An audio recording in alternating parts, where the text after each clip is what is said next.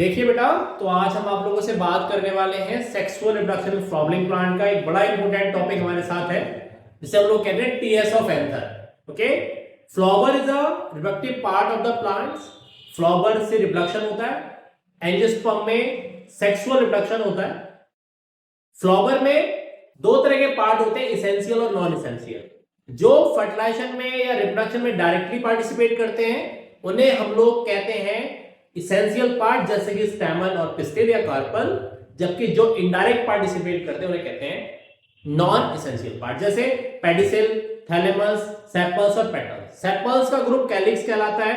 Sepals flower को कब protect करती है? इन बर्ड कंडीशन। पेटल्स का काम इंसेक्ट को अट्रैक्ट करने का होता है to produce by producing nectar. Okay, तो एंथर, अगर स्टेमन स्टेमन दो हिस्से होते हैं, फिलामेंट और anther. Anther is a part where pollen grain are produced. एक क्वेश्चन बनता है, what do mean by the tetrasporangial anther? तो देखिएगा, एंथर नॉर्मली क्या होता है? सबसे पहले डाइथिकस होता है। कैसा होता है? डाइथिकस। मतलब उसके पास क्या होती है?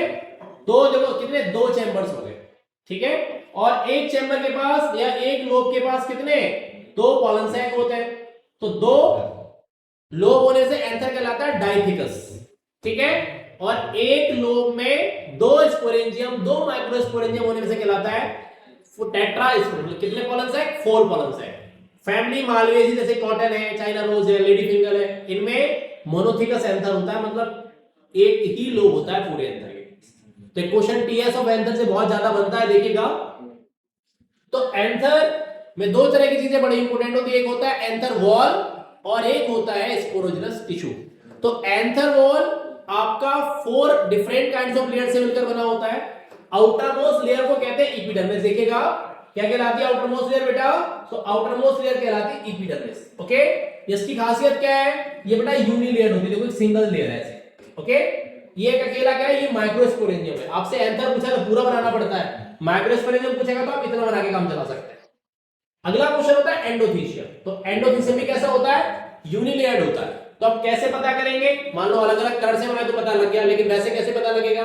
तो the cells of endothecium are larger than epithelial cells. देखो आप, इसकी सेल्स और इसके सेल के साइज में अंतर होता है। इसके पास थिकनिंग ऑफ अल्फा सेलुलोज होती है जो मॉइस्चर कंटेंट प्रोवाइड करती है। लिखा है अल्फा सेलुलोज, ये क्या करती है? एटमॉस्फेयर से मॉइस्चर कंटेंट को एब्जॉर्ब करता है कि सेल के अंदर टर्गर प्रेशर बढ़ सके और एंथर क्या हो सके? बस्ट हो सके। अगली लेयर होती है मिडिल लेयर, जो 1 से 3 लेयर होता है। देखो ये, इसे कहते हैं मिडिल लेयर।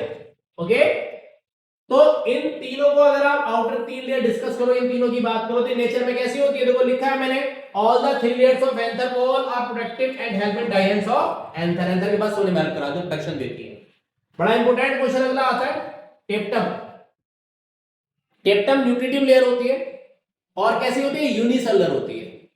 इसकी खासियत होती है, क्या होता है बेटा? इसके पास एक क्वेश्चन बनता है, हाउ टेप्टम बिकम बाइन्यूक्लिएट और मल्टीन्यूक्लिएट। तो ड्यू टू द पॉलीप्लॉइडी या इररेगुलर माइटोसिस होने से सेल के अंदर नंबर ऑफ क्रोमोसोम्स क्या हो जाता है? इंक्रीज कर जाता है। तो जिस वजह से ज्यादातर टेप्टल सेल्स कैसी जाती है? बाइन्यूक्लिएट और मल्टीन्यूक्लिएट। एक कॉन्सेप्ट और आप लोगों से पूछा जाता है, बड़ा इंपॉर्टेंट है। कौन सा कॉन्सेप्ट आप लोगों से पूछा जाता है भाई? कि what happens due to the malfunctioning of tapetum. अगर टेप्टम सही से काम नहीं करे तो क्या करें? टेप्टम का काम क्या है? नरिशमेंट। किसे? ग्रोइंग पॉलन ग्रेन्स को नरिशमेंट देना। तो अगर टेप्टम नहीं मिलेगा, inner most layer of anther, जबकि आउटर मोस्ट किसकी है? पॉलन सैक, न्यूट्रिटिव होती है। तो लैक ऑफ नरिशमेंट की वजह से डेवलपमेंट ऑफ क्या नहीं होगा? पॉलन ग्रेन नहीं होगा, ठीक है। तो अगले टॉपिक में मैं आप लोगों को about the microsporogenesis, pollen grain बनता कैसे है, स्ट्रक्चर ऑफ पॉलन ग्रेन का क्वेश्चन बनता है, साइज क्या है, स्पोरोपोलन क्या है, क्वेश्चन बनता है ना कि कहीं अर्थक्वेक आया मिलियंस ऑफ द इयर्स के बाद क्या पॉलन ग्रेन जो होता है वाइबल होगा या नहीं होगा। इस तरह के क्वेश्चंस आप लोगों से पूछे जाते हैं। माइक्रोस्पोर का स्ट्रक्चर आपसे पूछा जाता है। तो इस कॉन्सेप्ट को हम नेक्स्ट लेक्चर में कवर अप करेंगे, ठीक है। Thank you, have a wonderful day to all.